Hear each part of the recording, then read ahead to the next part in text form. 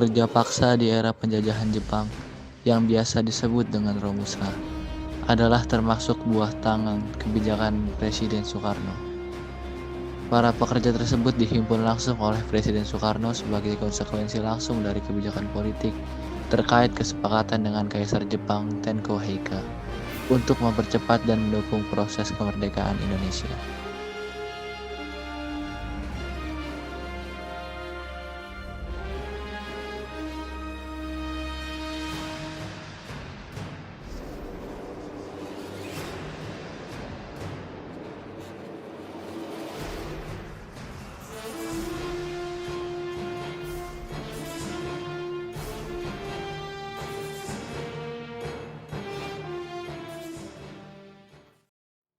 Pada tanggal 1 Maret 1942, sebelum matahari terbit, Jepang mulai mendarat di 3 pulau Jawa, yaitu di Teluk Banten, Eretanota atau Jawa Barat, dan Kragen di Jawa Tengah. Pendaratan ini disambut antusias oleh rakyat Indonesia. Kedatangan Jepang memberi harapan baru bagi rakyat Indonesia.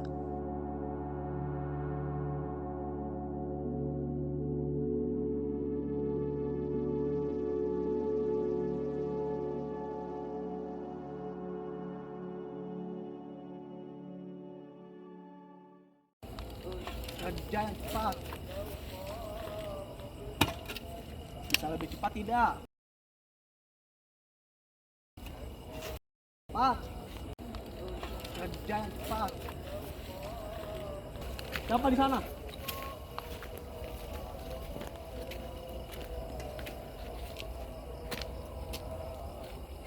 Tidak ada siapa-siapa. Wah, serang!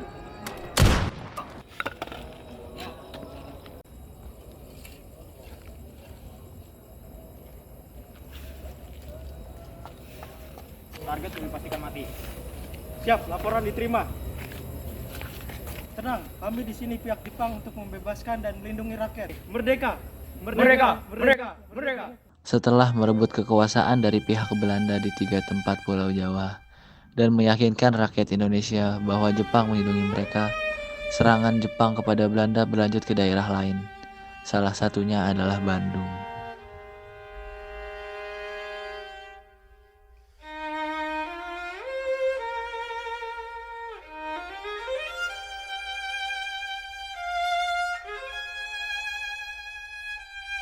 Tanggal 5 Maret 1942, tentara Jepang menyerang daerah Bandung dari arah utara.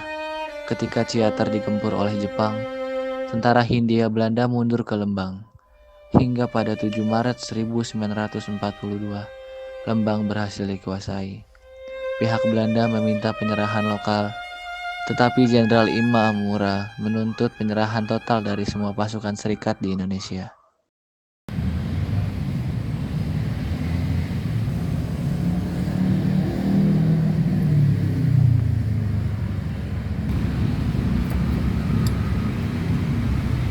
Hei, tenang.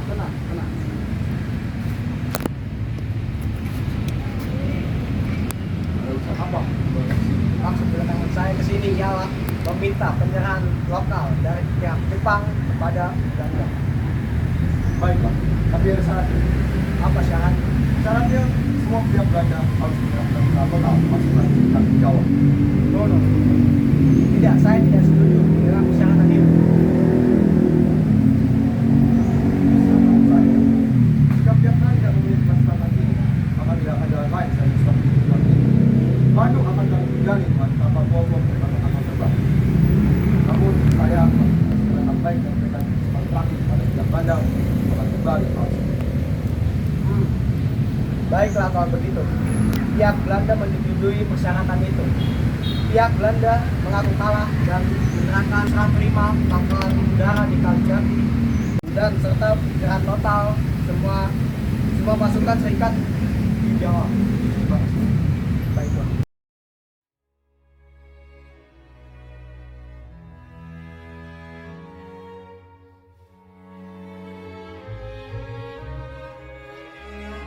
Menyerahnya Belanda kepada Jepang dianggap sebagai akhir penjajahan Belanda dan dimulainya era baru di mana bangsa-bangsa Asia yang dipelopori Jepang dapat berdiri di atas kakinya sendiri.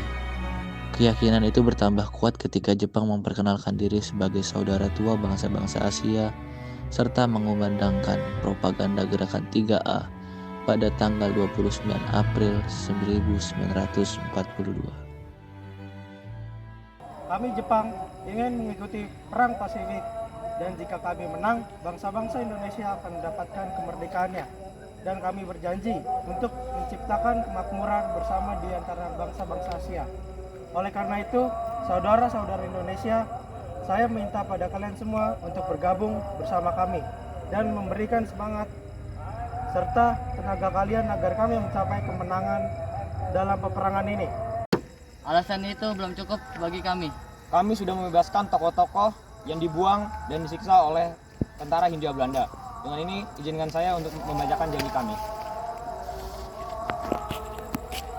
Kami akan memberikan kemudahan bagi bangsa Indonesia untuk melakukan ibadah, mengibarkan bendera merah putih berdampingan dengan bendera Jepang, menggunakan bahasa Indonesia, serta membolehkan bangsa Indonesia untuk menyanyikan lagu kebangsaan bersama dengan lagu kebangsaan Jepang. Demikian janji kami. Silakan dibacakan rinciannya.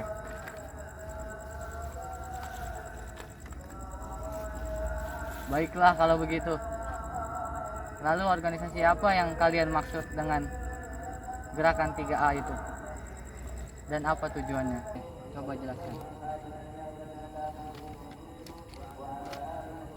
Organisasi ini akan membuat kalian menuju kemerdekaan dan kami akan mengutamakan kepentingan kalian dan kami akan membantu kalian. Maka tolong bantulah untuk mengumpulkan orang-orang untuk mengikuti organisasi ini. Baiklah.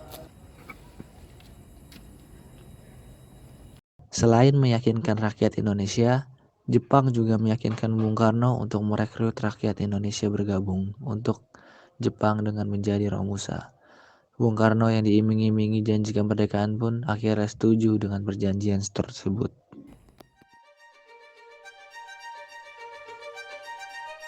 Bung Karno yang telah termakan iming-iming Jepang kemudian berpidato mengajak masyarakat Indonesia untuk menjadi Romusa. Bung Karno menghimpun hampir kurang lebih 300.000 jiwa rakyat Indonesia untuk dijadikan Romusa dan dikirim ke berbagai daerah untuk bekerja membangun jalan, menjadi penambang, dan tak main-main. Bung Karno pun ikut menjadi Romusa dengan mengenakan pita bernomor 970.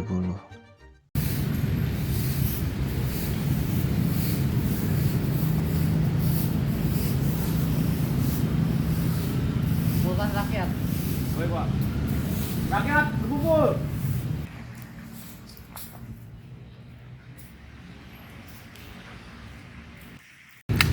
Wahai saudara-saudaraku, apakah kalian semua ingin merdeka memenangkan Perang Pasifik? Mari kita bergabung menjadi Romusa dan kita bantu Jepang demi kemerdekaan kita. Ya, setuju. Ayo. Sudah lama kita dijajah oleh Belanda. Inilah saatnya kita bangkit untuk merdeka. Merdeka. Setelah mendengarkan pidato Soekarno, kurang lebih 300.000 rakyat Indonesia bergabung menjadi Romusa dan dikirim ke berbagai daerah untuk diperbudak, bekerja paksa membangun jalan dan fasilitas untuk Jepang.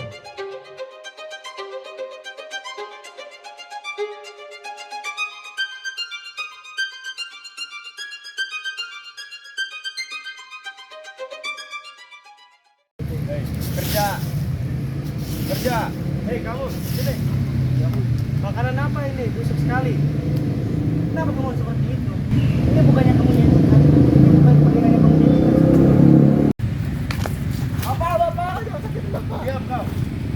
Jangan sakit dia. Kamu, stop diam. Pergi kau bapak.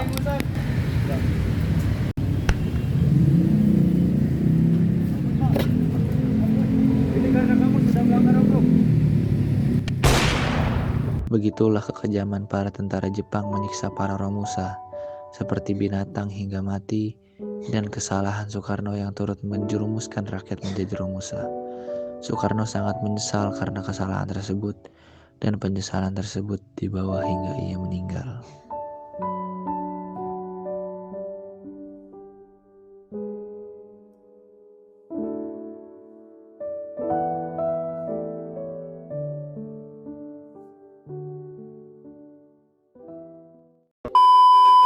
peperangan ini? Alasan ini belum cukup baik.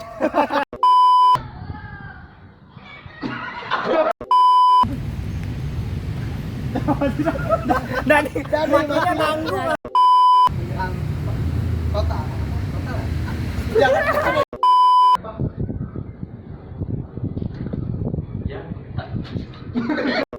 Ngabisin memo nih Aldo.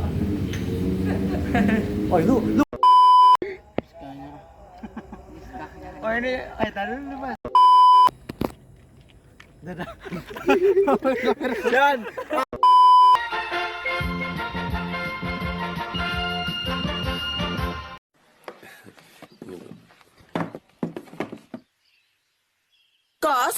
Astagfirullahaladzim.